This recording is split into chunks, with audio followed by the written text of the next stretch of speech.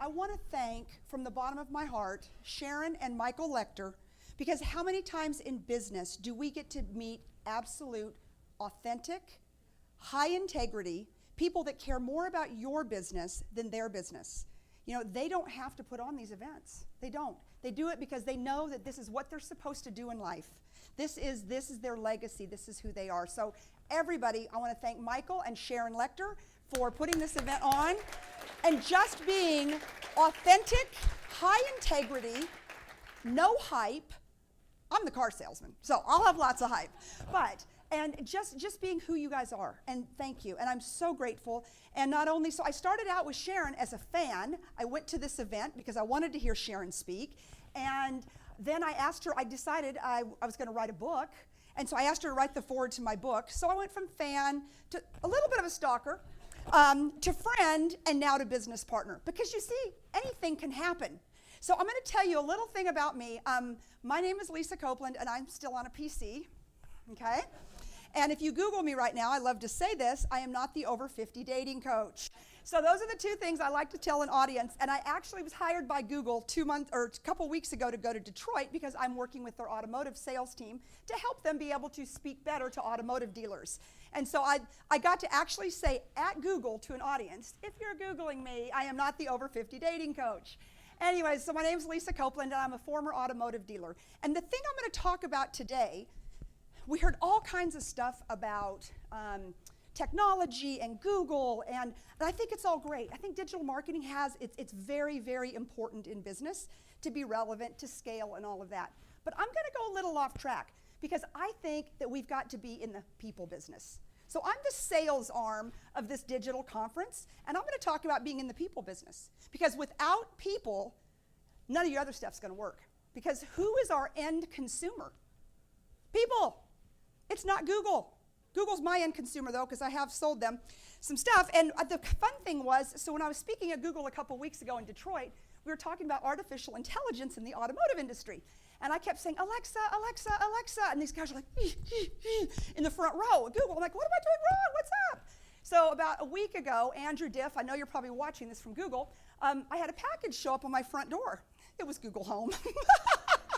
They were so nice to me, they didn't give me a bad time, and I ended up with a free Google Home out of it. So anyways, but the power of association. Who would have ever thought in January, when I met Sharon, it was at an event, and Sharon was speaking, and I was just so, I was at a point in my life where I had to make a really big decision.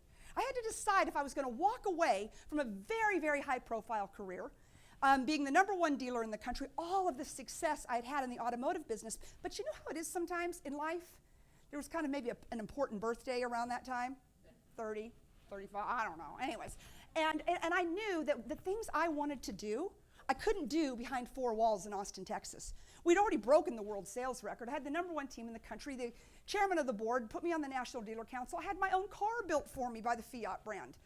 What else was there to do in Austin, Texas? I wanted to take this message out. But see, fear was stopping me, which I think you guys are going to hear from me later on fear. Fear was stopping me. I knew what I needed to do. I knew what my heart's desire was. But what was holding me back? It's scary to walk away from that big job where you're the darling of the press in the automotive industry. You're selling a lot of cars. I knew I would get a paycheck all the time. I was an owner. So what stops us, with a show of hands, how many times has fear stopped you from what you believe was your destiny? And then someone like Sharon Lecter gets on the stage. And I'm sitting in, I don't know, I was probably 2 or 3 rows back, and I hear her tell a story about when she made a big transition. It was a 20-year anniversary here like a couple days ago. Anyways, best transition she ever made. And I'm listening to the story, and it was my story. I literally walked up to her at the end. Of course, I have to work through the crowd. This was a pretty big venue, trying to get to the crowd, trying to get to the front. I'm like, you don't know who I am? And she's like, yeah, but you're kind of in my space. And I was like, well, first of all, you're wearing black leather pants. You're awesome. I mean, she had her black leather pants on and her red jacket, I'll never forget. And I just broke out crying. Now, car dealers from Texas don't cry. I don't cry. But it was all over me because, see, I really believe that there are times in life where you have a sign and it's confirmation from the universe. Today's Good Friday, so if today is your day, then you understand. But whatever you believe, there is always confirmation from the universe if you ask. I do believe that. And I said, your story gave me the guts that I'm going to go back and I'm going to initiate a buy-sell with my business partner. And she was like, whoa, whoa, whoa, whoa, whoa, like, I don't even know you. I'm not quite sure what your name is. And you're going to do what? And I said, oh, I'm going to sell the #1 store in the country. I'm done. Because you know what? If you can do it, I can do it. So power of association, power of hearing just one story. So if what I go through today helps one person in this room make whatever decision it is you need to make, then I've done my job. Because see, if it wasn't for that lady back there, I'd probably still be schlepping cars in Austin, Texas. Now, I don't really look like a car salesman, but I was a really good one for a really long time, but it's because I was never in the car business, ladies and gentlemen. I was in the people business, and that's what we're going to talk about today. So again, I'm not as fancy and not near as technologically advanced as my friends at Google, but at the end of the day, without people, we don't have a business, do we? That's right. So, sorry, Google guys, I love you, but I'm going to unearth everything you say. All right, so the company that Sharon and I have come up with. So again, the #1 thing that holds people back, and did I mention that reading Outwitting the Devil changed my life? Yeah. And that's how I got there to the event to go see Sharon speak. Because see, I knew, once I identified that what was holding me back wasn't desire, wasn't lack of talent, wasn't anything. What was holding me back from reaching what I knew I was supposed to do was fear. I read Outwitting the Devil, and guess what I learned how to do? Repurpose that fear. Fear's real. Let's call it. Fear's healthy. You have to have fear. If we don't have fear, then we're out driving cars 200 miles an hour down the street. So we have to have a healthy dose of fear. But to fear less is not to be fearless, but it is to take that one step that yesterday you might not have taken. Maybe you're laying in bed with the covers over your head because you're going through a divorce, or somebody you love's died, or something's happened. And to fear less is to maybe just take the covers down on day 2. And maybe day 3 is you're just, you know what, you finally got up and put on your robe. Okay, that is to fear less. And so power of association. So over the last year and a half that I've been speaking literally around the world, I've met an amazing group of people. And then you put that with Sharon's amazing group of people, and we have the Fear Less Success Network. Who in this room does not believe that you can't be a success? Right? Just the fact that you showed up on Good Friday. Most of the people are probably out in that golf course today. But you're here because why? You want to take your business to the next level? Your life to the next level? Everybody's here for a reason. And it's probably not that chicken I ate for lunch. I'm just giving Sharon a bad time. So, my presentation is the 8 traits of a rock star salesperson. Who in this room growing up wanted to be a rock star? Like at some level, right? And so again, this is more of a people business kind of presentation. So I like this one. I wish Chris Record was in the room, but I grew up in Northern California. That's before I couldn't get to Texas quick enough, but I grew up in Northern California, Silicon Valley, and we had a home in Santa Cruz. For a weekend home. And so I was probably in a little different neighborhood than where Chris was, but I knew Cabrillo College. I was visioning the bus that he took, because I knew, because the beach is over here and that college is up in the mountains of Santa Cruz. I mean, he had to take at least 2 to 3 buses. So the whole time he's telling his story, I'm like, yes, I know that story. But see, just the fact that somebody like him gets up here who's been so successful, it'd be super easy not to tell that whole story, but who in this room was inspired when you heard his story? When you said, if this guy can do it with a 9th grade education, I can do it too, right?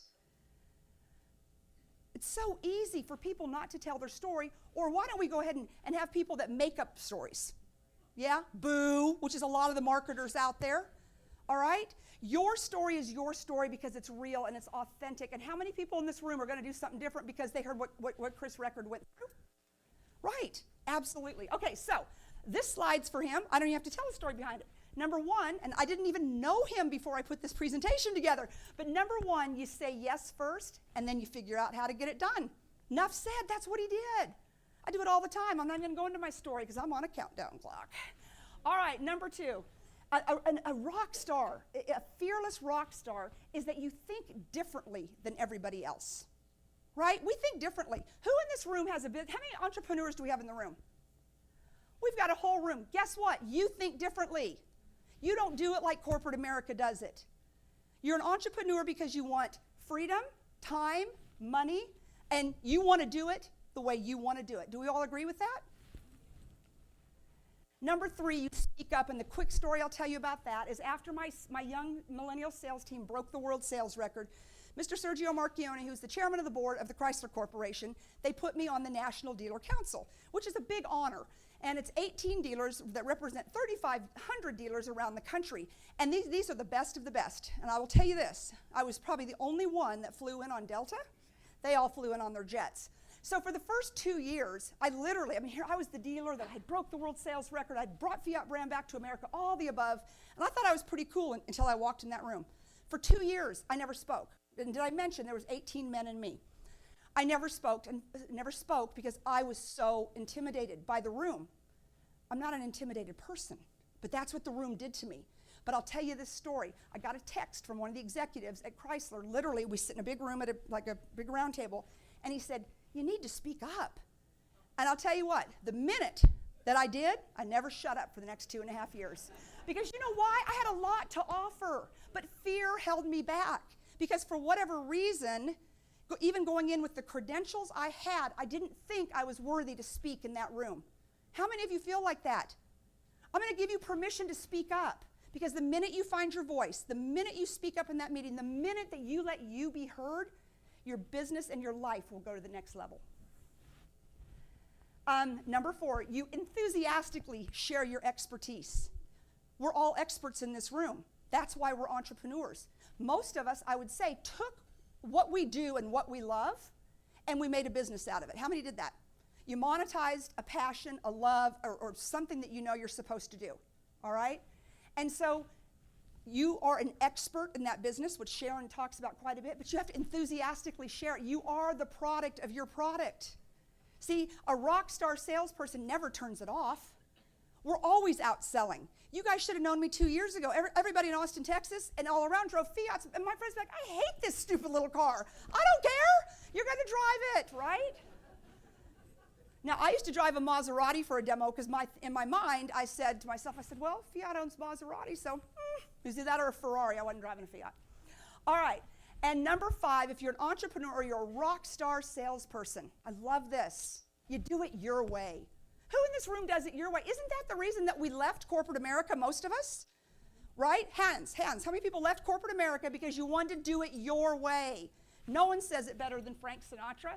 I faced it all, and I stood tall, and I did it my way. Stand up in this room if you faced it all, you stood tall, and you did it your way. There you go. Congratulations. You are absolutely a rock star. So, the more success you have, and when you become that expertise, that expert in the field, in your field, and you go out and you become an entrepreneur, or you go out and you become a great success, here come the naysayers, right? Here they come. Oh, you can't do it. That person's crazy. Your business is never going to succeed. It happened to me when I put my life savings into bringing Fiat brand back to America. I had friends in the automotive industry going, "You're doing what? Did you not read Fix It Again, Tony, in 1980 something?" And I'm like, yeah, but you know what? I didn't get in the car business to be a car dealer. I got in the car business because I wanted to revolutionize an industry. I wanted to put a new face on automotive, and it was for women, minorities, and millennials. And my team showed an entire industry that we could do whatever we wanted to do if we put our mind to it, and we put people first. And then number 7, you do what only others wish they could do, okay? There's so many people sitting in cubicles, and if you're sitting in one now, I hope I encourage you. They want to get the hell out of that cubicle. So that was the pink car after we broke the world sales record that the chairman of the board built me, and that was after I made a big audacious bet in the press that we would break the world sales record. And then from there, I got named one of the top 100 women in automotive, and my sorority sister is now General Motors chairman of the board, Mary Barra, because she was also on the list. And they didn't rank us. She was number 1, I'm sure, and I'm sure I was probably number 100, but that's okay. Power of association. I know Mary, and Mary knows me.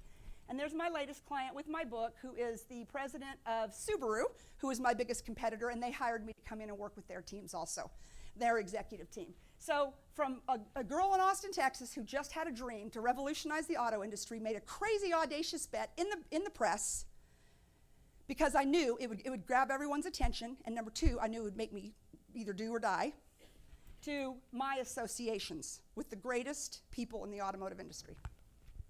And then number 8, Churchill says it best, you never give up. We are going to get knocked down, rolled around as an entrepreneur. Failure is inevitable. It's how you recover is what will define you. And if you do fail, you don't want it to define you. Okay? So say it out loud because I'm on a countdown clock. Never, ever, ever give up. Stand up. Never, ever, ever give up. How about Chris Recker? Did he ever give up? Did Sharon Lecter give up? Who in this room has given up? I hope. Yeah, but you know what? You're here today. All right, so my gift to you is that if you, this is the most technical, this is like my big technology thing.